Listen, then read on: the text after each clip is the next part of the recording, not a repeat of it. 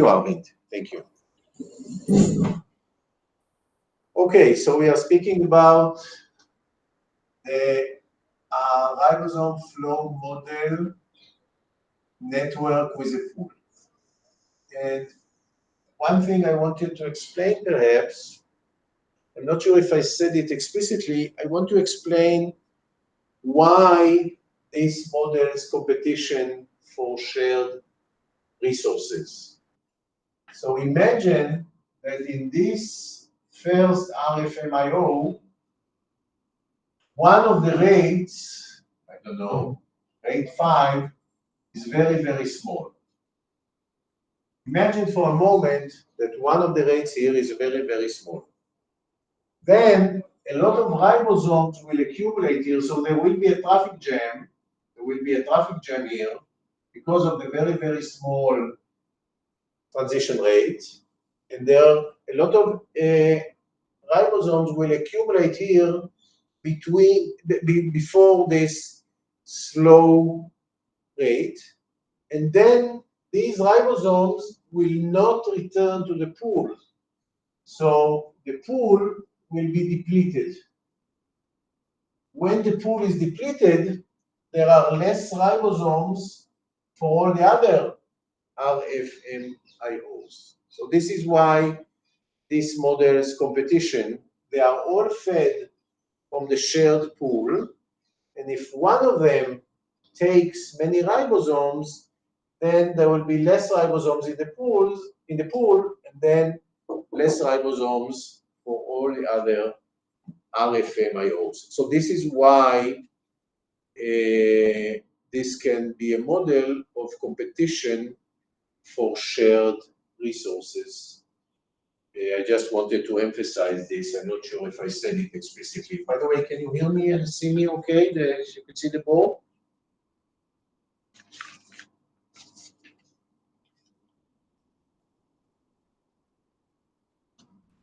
Yes, sir. We can see. Okay, excellent.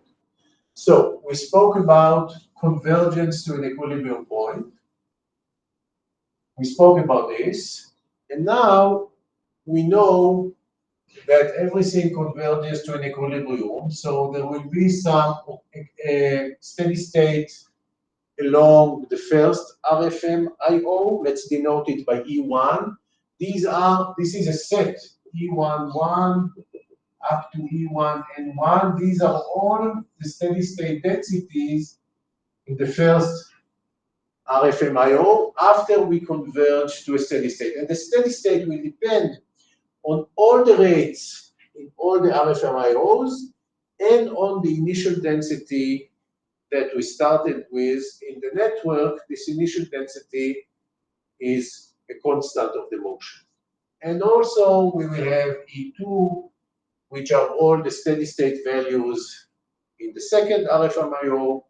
And also we will have some value for Z, let's call it Ez. Ez is something, this is a scalar, which is always non-negative. This will be the steady state in the pool.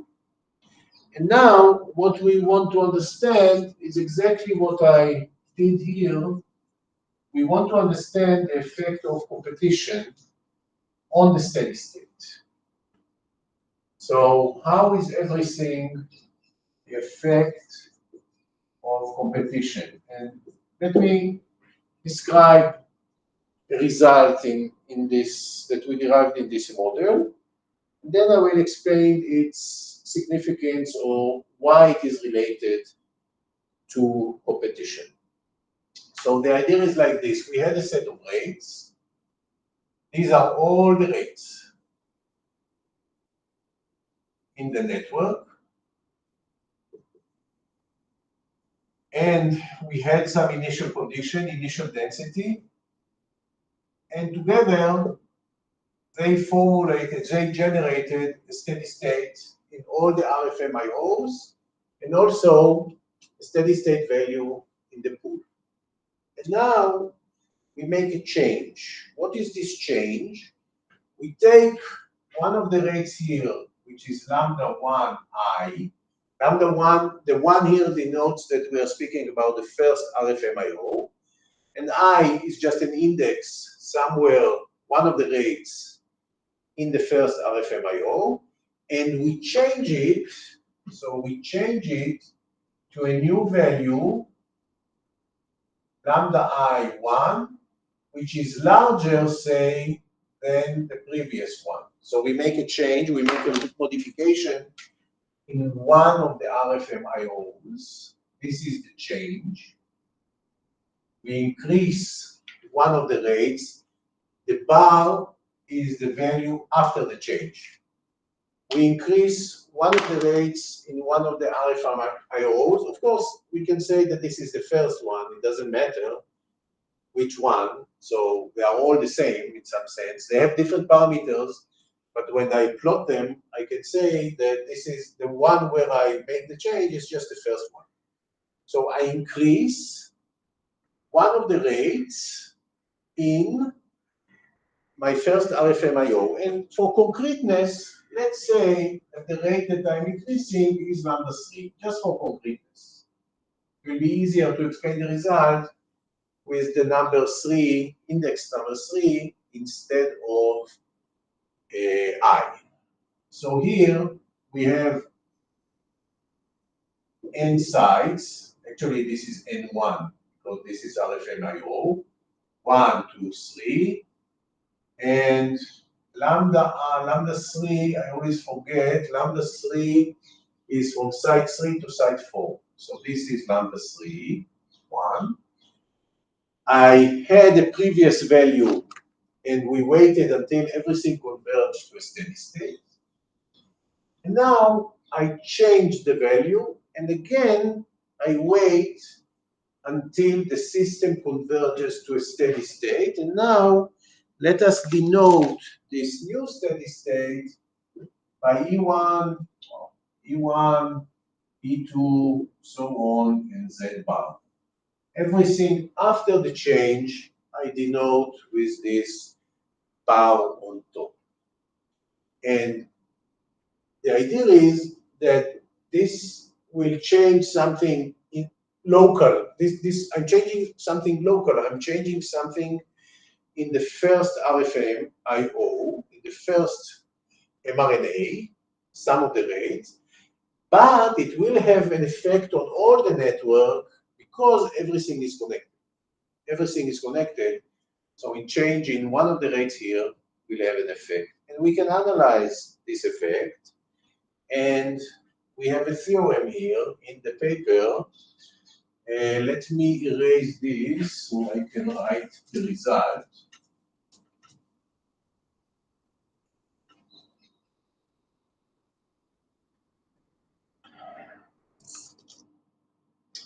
So the first result is as follows: E1I minus E1I is negative. Our I is 3. Let me write the result that we can prove. This is a qualitative result that we can prove.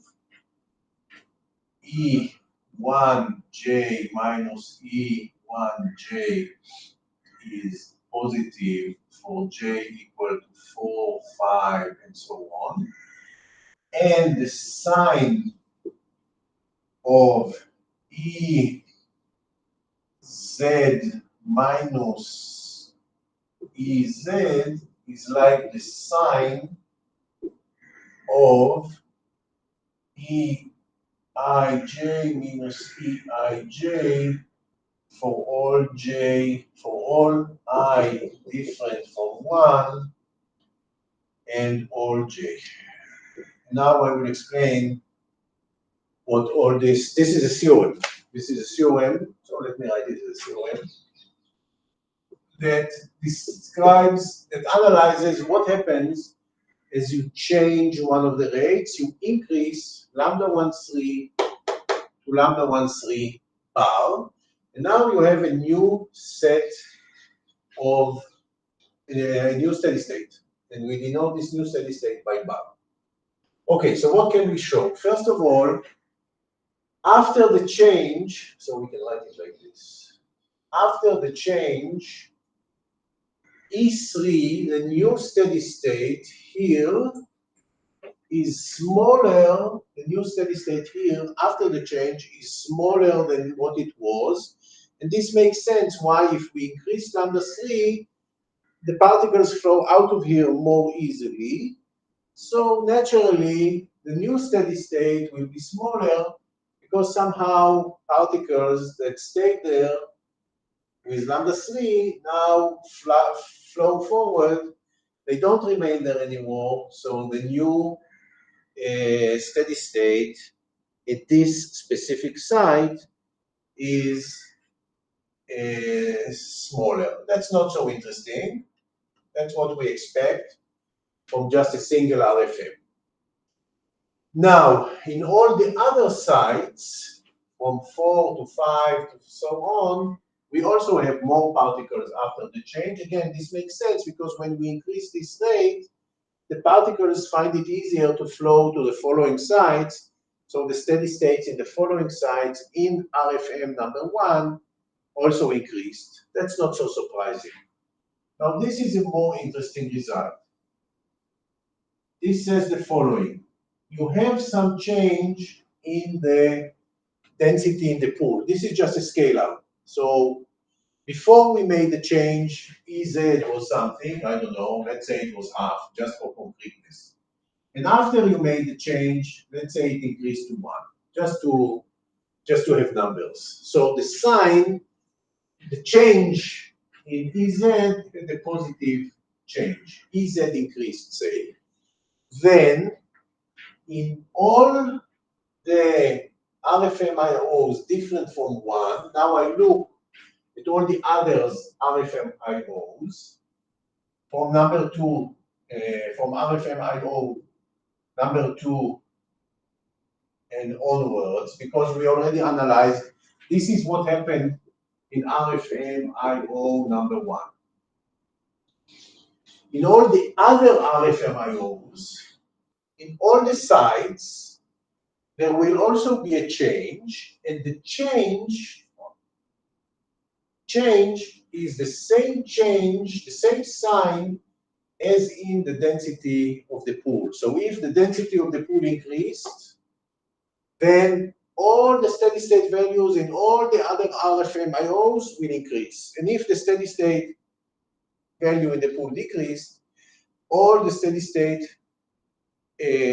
values in the other RFMIOs from RFMIO number 2 and onwards will decrease. This makes a lot of sense, of course, because if the steady state density in the pool decreased, it just means that the pool has fewer ribosomes, and because of that, there will be fewer ribosomes to all the RFMIOs, and all their steady states will be smaller. And if this is actually higher, then now in the new steady state, we have more ribosomes in the free pool, and this will mean that also in all the RFMIOs from 2 onwards, this is not including 1 was analyzed here, we will have more ribosomes at the steady state.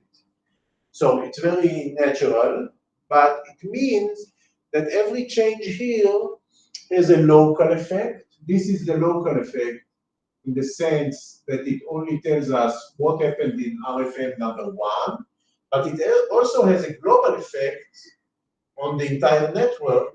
This is the global effect. And the global effect depends on what happened to the density in Z, because everything is, of course, related or fed from the pool. So any change in one of the RFMIOs will make a change in the others. And this is important because sometimes if we look in the cell and we see a change in one of the RFMIOs, we think that something changed here, but maybe nothing changed. Something changed elsewhere in some other mRNA or in the pool or I don't know where.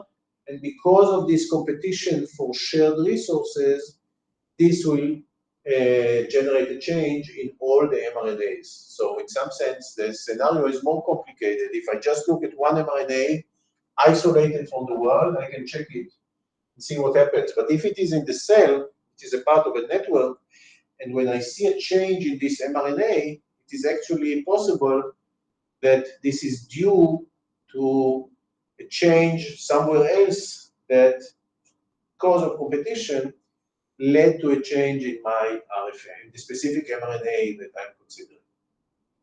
So the local effect is obvious from the behavior of the RFM, and the global effect is the result from the competition for the shared resource, which are the ribosomes in the free pool.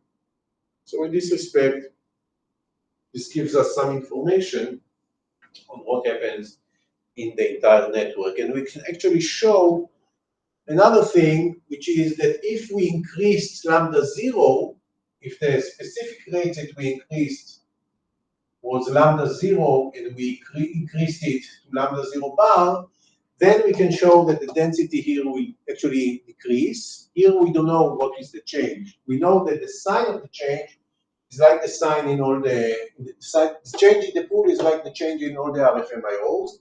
If we increase lambda 0, then we can show that now there are more ribosomes here, and there are less ribosomes here and less ribosomes here. So if we increase the initiation rate to one of the RFMIOs, we actually know also not only that they will also all change in the same way, but that they will all decrease. And again, this makes sense because now I'm stealing more ribosomes, and there will be less ribosomes left in the pool, and less ribosomes left to feed all the other RFMIOs. So it gives some information. Maybe we expect this, but still it gives some interesting information that we can prove, rigorously prove, on what happens in this network. Another thing that we can prove is that we can prove entrainment. It turns out that a strongly cooperative system with the first integral entrains periodic excitations. And what does this mean? This means that now, if all the lambda ij's, we change them to time-varying functions, all of them, in all the RFMIOs, are all T-periodic, then all the densities everywhere, including the pool, will converge to a T-periodic solution. And this follows immediately from results, known results on strongly cooperative systems with the first integral. And why is it interesting, I think? Because imagine that all the rates everywhere are constant. Only one rate here, I don't know, lambda 1, 2t, you put something like this. Just one rate now depends on time. Only this rate. One single rate in one of the RFMIOs. All the others are constant. I take 2 plus because it has to be 2 plus cosinus because I need it to be positive for any t. Just cosinus is not good enough because it can become negative. Let me write this a little more. A little better. Now, because this is 2 pi periodic, and all the other rates are constant, then everything is 2 pi periodic, because the constant rate is capital T periodic for any t. So all the rates are now 2 pi periodic, only even if one rate is periodic, another constant, all the rates are 2 pi periodic, and then the entire system will converge to densities and pool density as well that change in a 2 pi periodic manner, that are also 2 pi periodic. So this is also interesting because it means that everything will entrain to this period, in this case 2 pi, even if just one small rate, one single rate, is 2 pi periodic. So in some sense, if you want to make sure that all this system works in a periodic manner, all you need is that one input, one rate will be 2 pi periodic, and then everything entrains to to this 2 pi periodic pattern, and everything will work in harmony in the sense that it works in the same period as this rate. The pool will be 2 pi periodic, every production rate will be 2 pi periodic, and so on. So it's very easy to bring all the system into some kind of uniform behavior. Of course, for general nonlinear systems, this is not like this. If you take a general nonlinear system and you change something to be periodic, you can have anything. You can have chaotic solutions, you can have solutions that don't converge to nothing. But here, in some sense, you can easily make everything work in a uniform way. And this can be also important, again, because maybe in the cell, we would like something to work. For example, there's something called the cell cycle, which is a periodic program where each cell divides into 2 daughter cells, then again and again and again. And then, of course, a lot of processes have to be periodic with the period of this division process. And we want all these processes to work in harmony in the same period. And here we can easily get that, but just changing one rate in a periodic manner. So this is entrainment. There was something else I wanted to say about this, but now I forgot. Okay, never mind, it will come to me. Questions about what I said so far about the local and global effects that are due to the competition, and also about entrainment. So Michael, giving an intuition that if we increase an initiation rate in one RFM, for example, first RFM, if we increase the initiation rate lambda naught, and now actually the effective initiation rate for this RFM is lambda naught into G of Z, the function of pool. Now, if we increase the initiation rate, then obviously Z decreases and G of Z also decreases. How this modulated frequency now will say that, okay, all the densities in that RFM will increase by that intuition, if we say. You're asking if we are already in the periodic situation and there we change one of the rates, what will happen now? This was the question? Maybe next question, but first question is basically lambda. For example, now we consider RFM1 and we increase the initiation rate lambda naught for RFM1. We increase what? Initiation rate lambda naught. Initiation rate. Okay, so no periodicity anymore. Yes, no, we're not speaking about this. Okay. No. So I increase this to a larger value. Yes. Yes, and this now effective initiation rate is basically lambda naught into function of some Z, like G of Z or F of Z. Here I have G1 of Z. So this one? Yes. Yes. So when we increase lambda naught, we have decrease in the pool density. Yes. But when we see in the physical equations that lambda naught, now the first RFM has effective initiation rate lambda naught into G1 of this density. G1, we assume that these functions are increasing monotonically increasing. The GIs are monotonically increasing in their arguments. So they represent, when Z increases, the G1 increases, and when the Z decreases, the G1 decreases. So when we increase this to lambda 1 naught and more ribosomes enter here, Z will decrease, and then also the GIs will decrease because they are monotone functions of their argument Z. But now the control parameter for first RFM will be lambda naught into G of Z. Yes, now, for that physical interpretation, I'm not understanding how will this modulate the whole frequencies that I'm going to ask that. Okay, I understand. Yes, that's an excellent question. So everything here is cyclic. So when I said, okay, there are more ribosomes here. Okay, that's a good question. There are more ribosomes here. I said there are more ribosomes here. And because of that, there will be less ribosomes here and less ribosomes here and less ribosomes here. But that was an oversimplification, because when there are more ribosomes here, so it's like the chicken and the egg. It's like the chicken and the egg. I do a change here, and then this just makes a change here and a change here. And it's not so easy or simple to say, okay, there are more ribosomes here because I increased the initiation rate, because just as Aditi said, if you increase the initiation rate and this decreases, then you decrease G1, which decreases U1, and U1 multiplies this. So you are right. It's a cyclic. It's a question of the chicken and the egg. What is important is that we can prove this. This is not. My explanation was just hand waving, but the result is rigorous, and we prove it rigorously.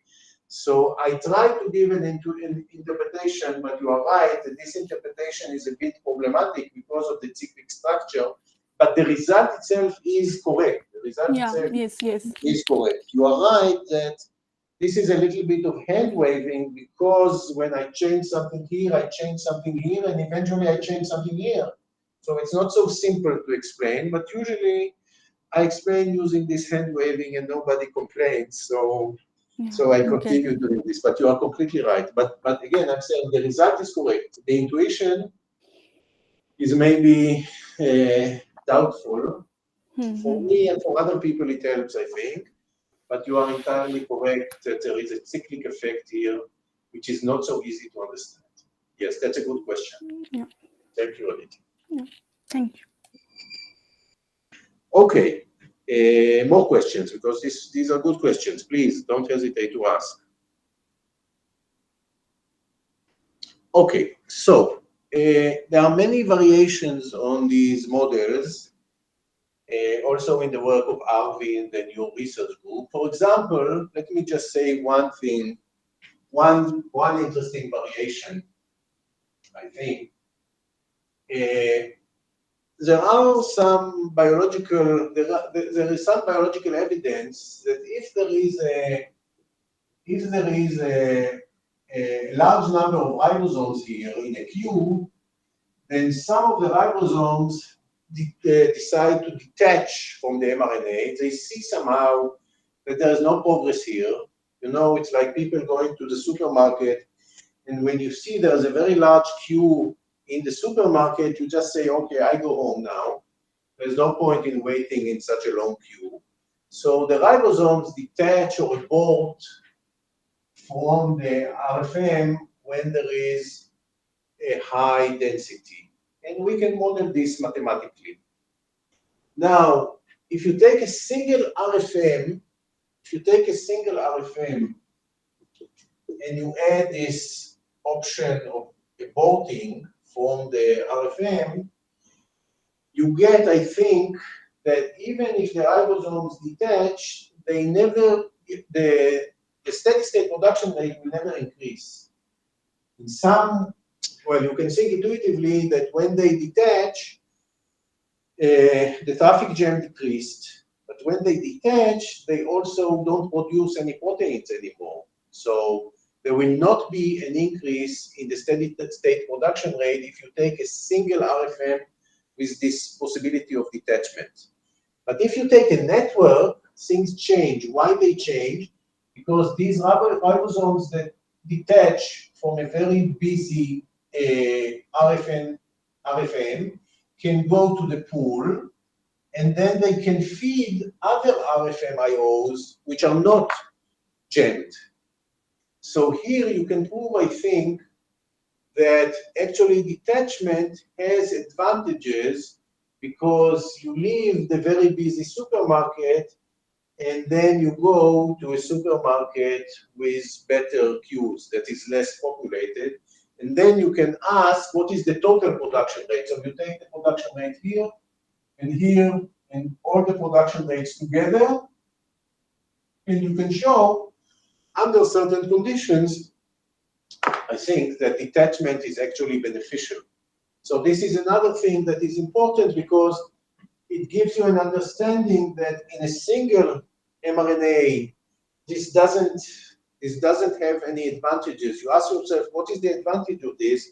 And you see that in a single RFM, you cannot find a good reason for this. But when you have a network, things change, and then you can say, okay, now I understand why this biological possibility of detachment exists, because actually we have large-scale translation in the cell, and for large-scale translation in the cell, this can be beneficial because I'm freeing some of the ribosomes, and they can go do something useful in the other mRNAs. So in general, questions like this, where for a single RFM, you don't get anything very useful, but once you plug it, you take a feature, a biological feature that is not necessarily very useful for a single RFM, but if you can show that in the network of RFMs it is useful, then I think that this is an interesting research topic. Anything you can show in this context of the network is useful, because you can say, okay, now I understand the logic, the biological logic, the logic of evolution, why this feature exists, because in biology, we are speaking about large-scale translation in the cell, and for large-scale translation in the cell, this is beneficial. Okay, there is a lot that we can say about these networks, but I think I gave you some intuition on why I think they are interesting and what kind of models we can build and what kind of results we can say. And these results, they don't follow anymore from contraction theory. It's hard to show real contraction, but they follow from the theory of strongly cooperative or strongly monotone systems that have a first integral. And this is why we needed all this introduction to monotone and strongly monotone dynamical systems. Now I want to talk a little bit, unless you have questions, of course, I want to talk a little bit about something else, which is called the gain of entrainment, just maybe 20 minutes to talk about something called the gain of entrainment, which I think is interesting, is relatively new, and originated from the study of the RFM. And fortunately, as I said already, I have slides for this, so maybe it will be easier to follow because I don't write on the board. I just present the topic with slides. Can you see the slides now on the gain of entrainment?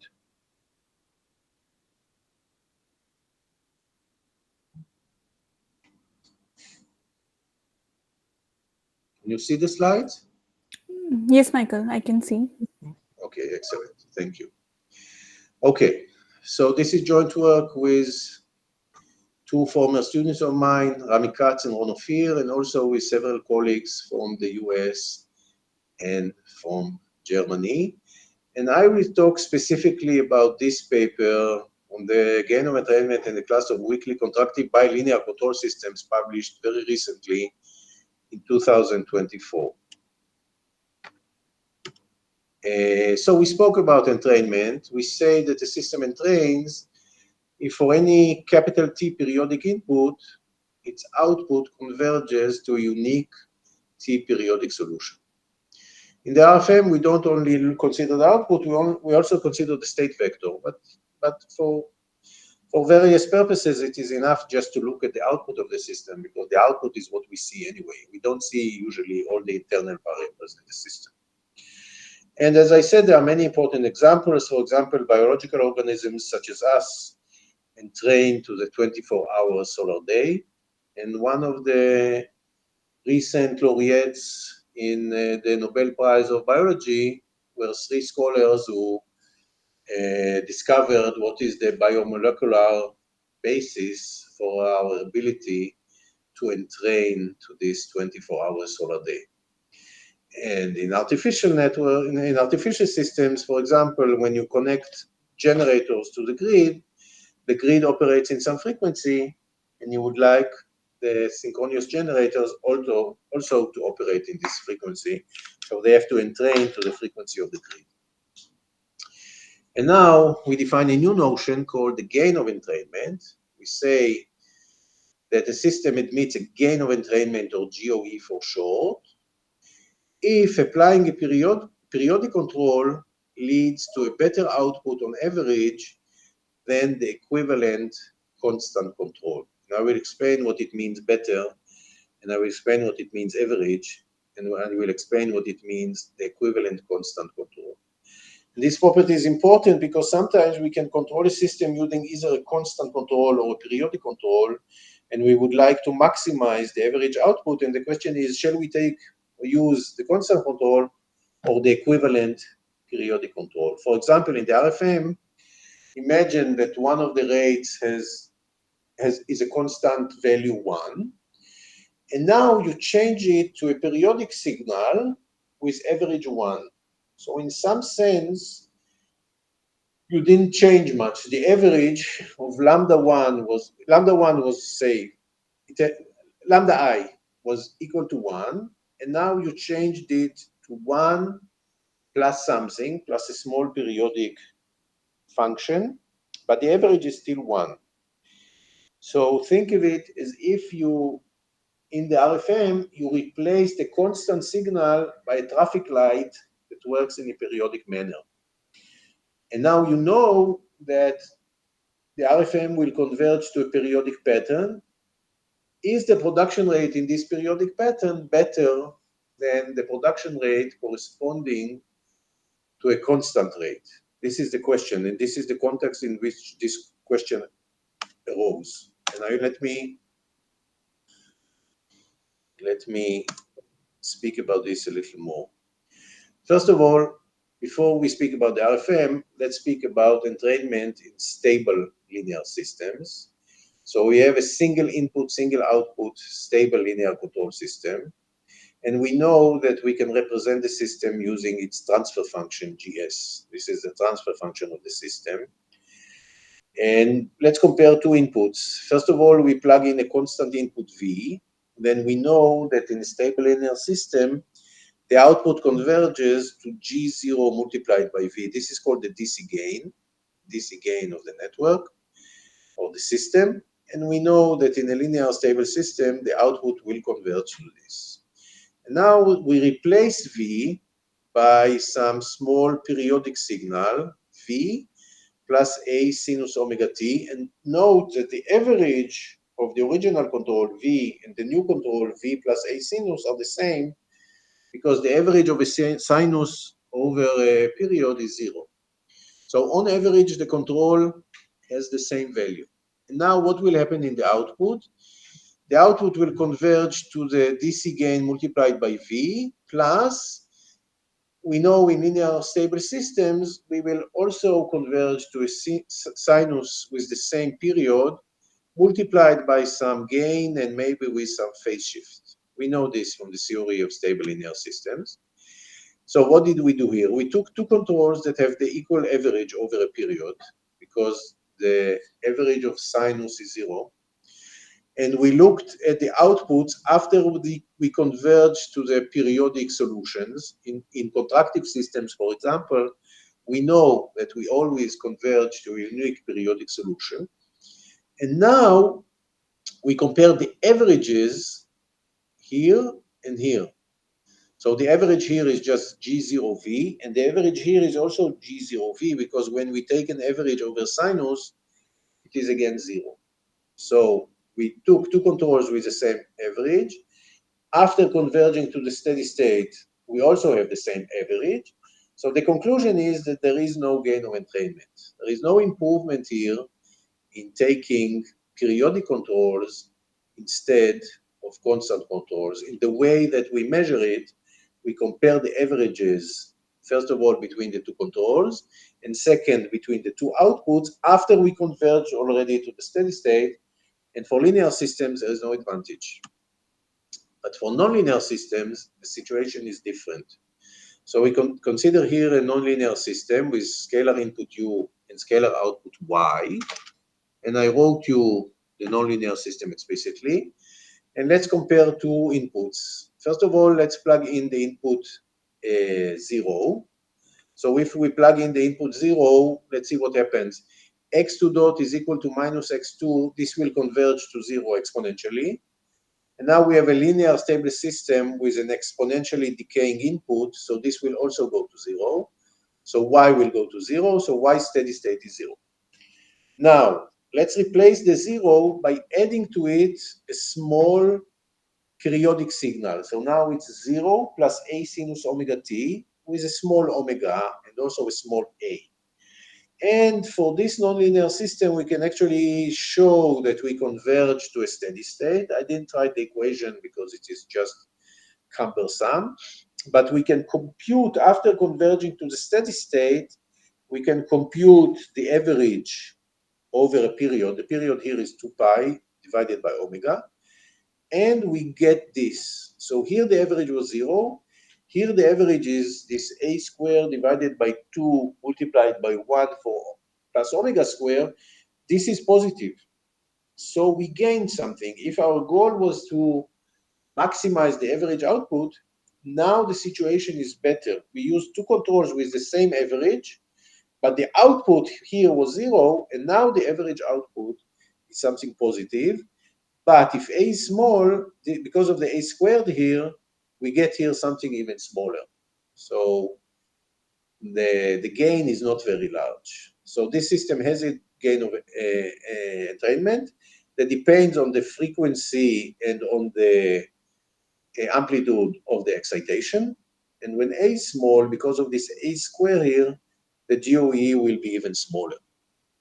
Okay, by the way, analyzing the system is easy because you can look at it later. This is the interconnection, serial interconnection of two contractive systems. Okay. So now we can ask several questions. Given a nonlinear system, how can we determine if it meets a GOE and for what controls? What control gives the best possible GOE? And are there systems where you always have a GOE for any admissible control, or you never have a GOE for any admissible control? So here we took some specific examples, but what happens for a general control? And the motivation was this, for all this, as I told you, was the RFM. So here is one slide on the RFM, which of course I skipped because you know the RFM by now, by heart. And the RFM entrains. So if all the lambda i's are constant, then any solution converges to a steady state. And if all the lambda i's are jointly t-periodic, then any solution converges to a unique t-periodic solution. This is sometimes called the traffic flow. This is sometimes called the green wave phenomena, when all the traffic lights work in a joint period and the flow of vehicles also converges to a periodic pattern with the same period. So now, let's do this trick with the RFM, trying to estimate the gain of entrainment. How? We take the RFM once with constant controls. So once we take 2 and 1. We just take constant controls here. And we can compute a steady state, and we can compute the steady state output. Imagine, first of all, we try this, the constant case, and we can compute the output, the steady state production rate for this output. And now, what we do is we check lambda 0 and we add a periodic signal so that the average is still the same. Because I want to compare, so I keep the average the same. The average over a period, because the average of sinus is 0, the average is the same. And we know that the system entrains. These are the solutions of the RFM x1, x2, and x3. When we take this signal, this is periodic with period 2, because if I add 2 to this small t here, I will get the same thing. So this is periodic of period 2, and we see that we entrain to period outputs, to period densities with period 2.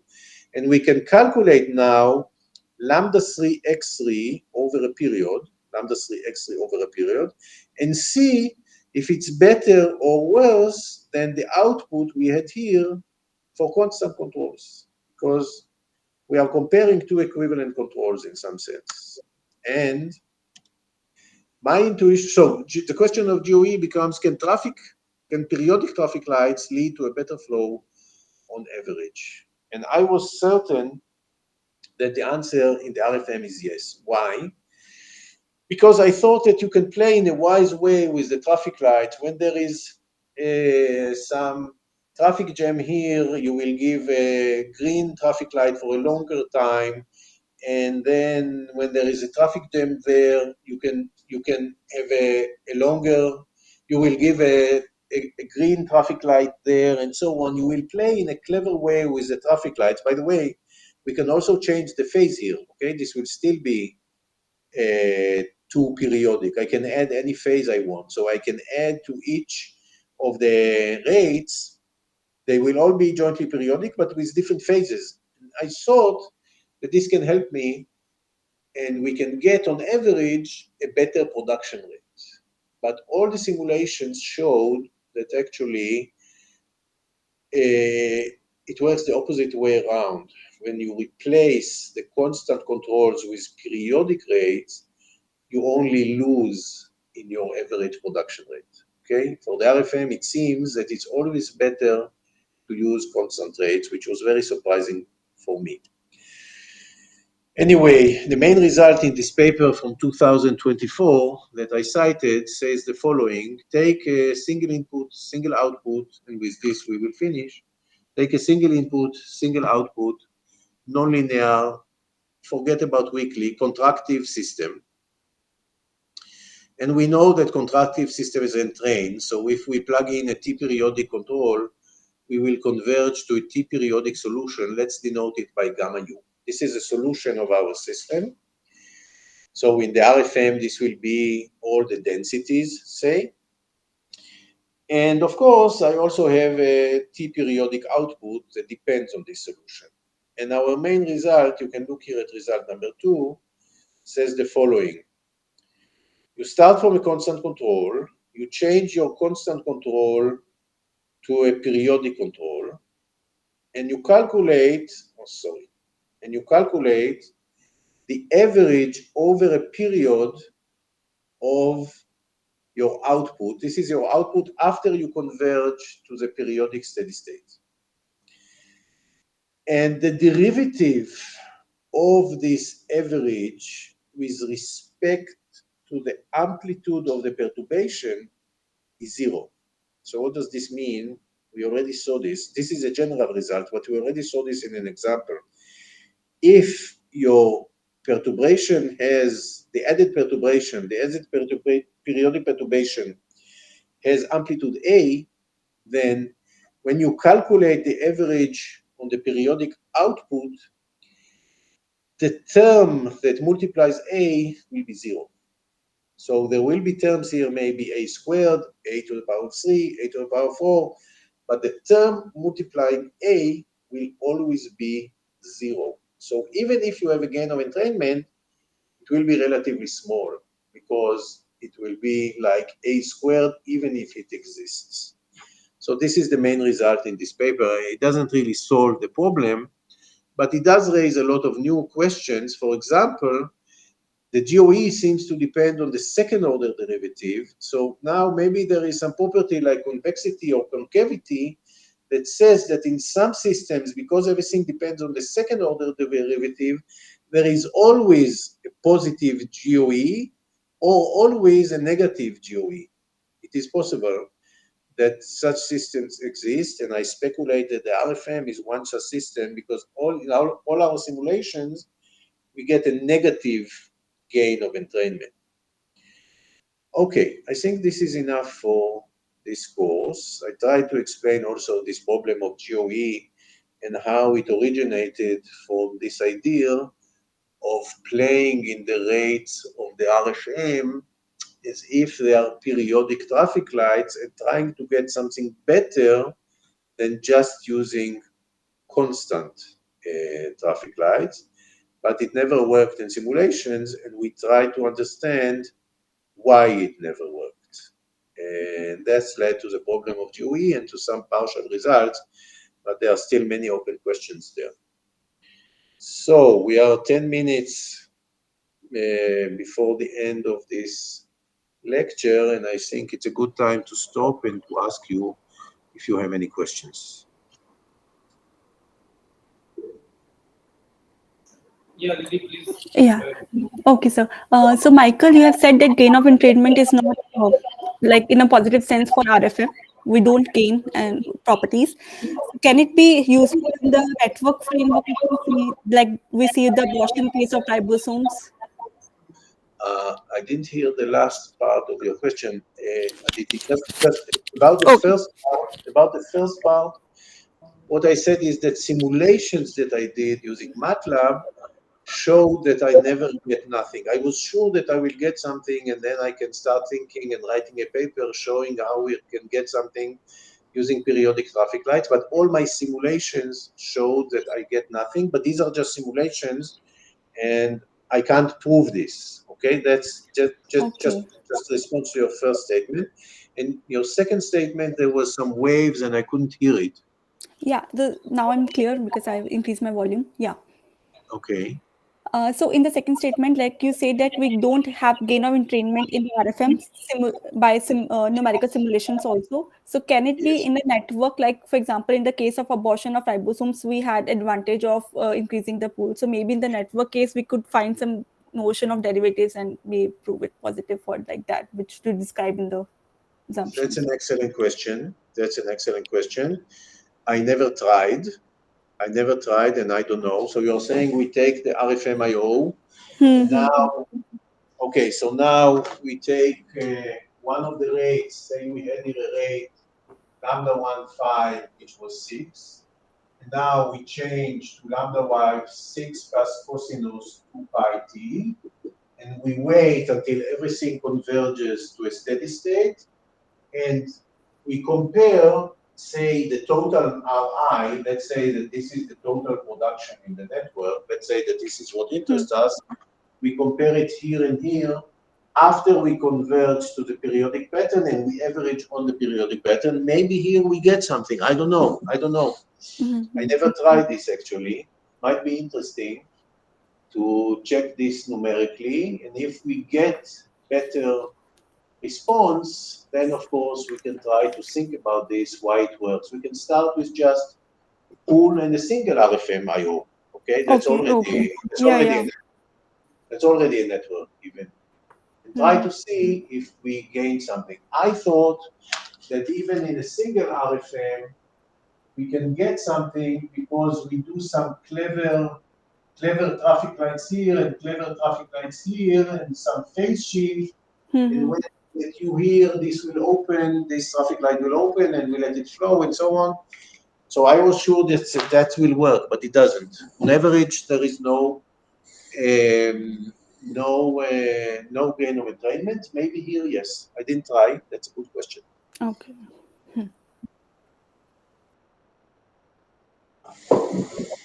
Any other query or question?